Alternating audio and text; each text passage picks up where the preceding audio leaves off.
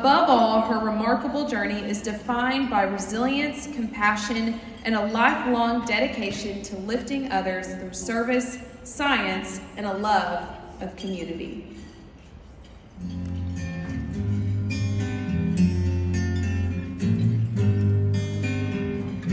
I was born in Grapevine, Texas, August 31st, 1936. It was a good year. Early on, my father was a public school superintendent. My mother was a public school teacher. I went to several different schools in Arkansas when we first moved. I was there at the end of World War II. So I went there at 9th grade and finished high school there. At the tender age of 15 years old, I was valedictorian of the class and went immediately, we graduated to the University of Arkansas that summer.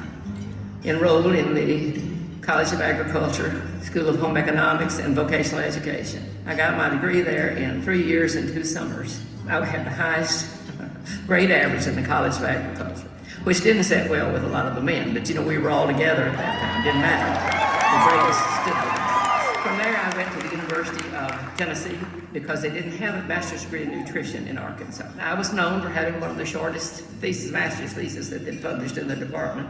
Didn't bother me. When we moved to Mobile, I took a job with the University of Oklahoma. I actually supervised the student teachers in home economics who were getting their student teaching on campus. And after a year of that, I also took another job that was the American Legion-sponsored school for children with cerebral palsy. It was at that point that I really determined that I wanted to deal with children for the rest of my life in whatever possibility I could. At Southwestern, I had been working with children with special needs.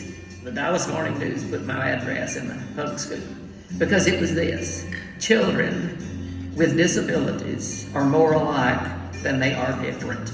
I still believe that in many areas of our life, but certainly for those people it was. Since I was so community-oriented, in many of the jobs that I had, I was allowed to take time off from some of my professional jobs and work in the community because I thought professionals should be involved in the community. So when I was at Children's Hospital, I was invited to be on the board of the Women's Foundation of Arkansas. Well, after a couple of years, they nominated me and selected me as their president. Sometimes it's not what you do in your job or in your community efforts, it's what you leave behind. And I feel really good about that, and I'm proud of what we left behind. I have been given some extraordinarily high complimentary awards in my lifetime. I got the highest award that the American Dietetic Association gives to an individual member ever. They now call it the Lifetime Achievement Award.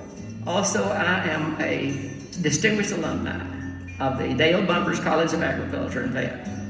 And I'm also a distinguished alumni of the Texas Women's University in Denton, Texas. Those are very prominent in the awards that I've been given over time. The Arkansas Women's Hall of Fame is at the top now.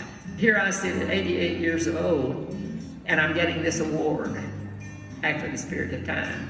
It's very meaningful. Please welcome to the stage Dr. Margaret Bogle.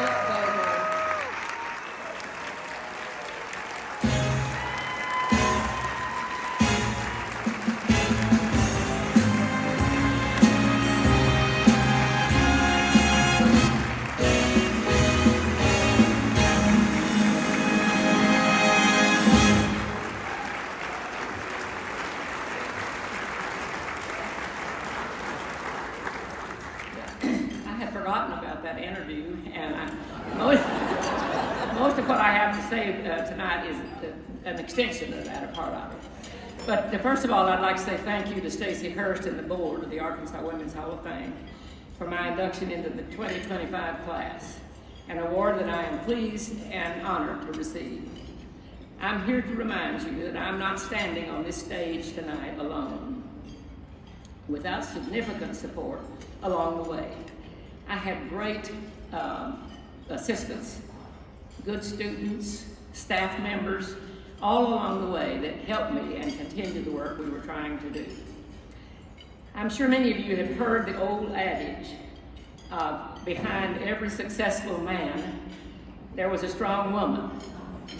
Well, my cards didn't fall that way.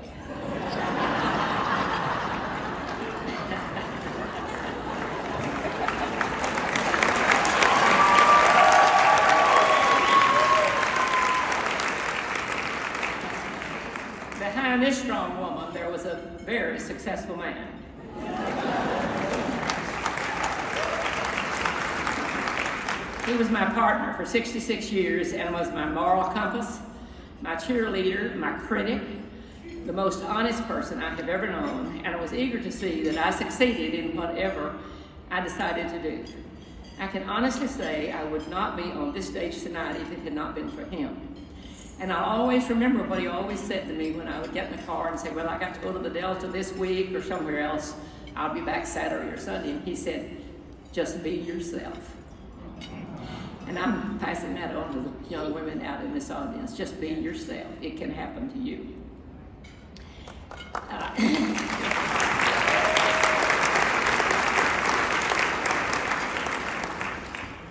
I consider myself an Arkansan, and always will, but I'm also a passionate Razorback fan.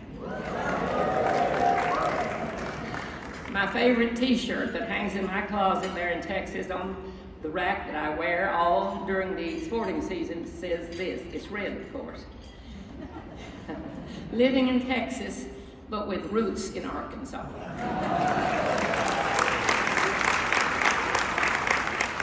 And in closing, I'd just to say thanks to all who came, and the show has just begun because there are more amazing women to come on the program. And again, thank you all for coming, and it's just delightful to be here.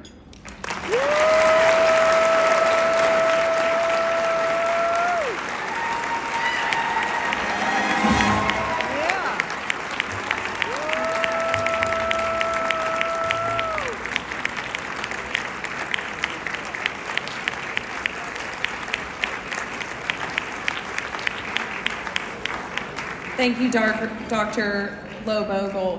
What an inspiration. Our next inductee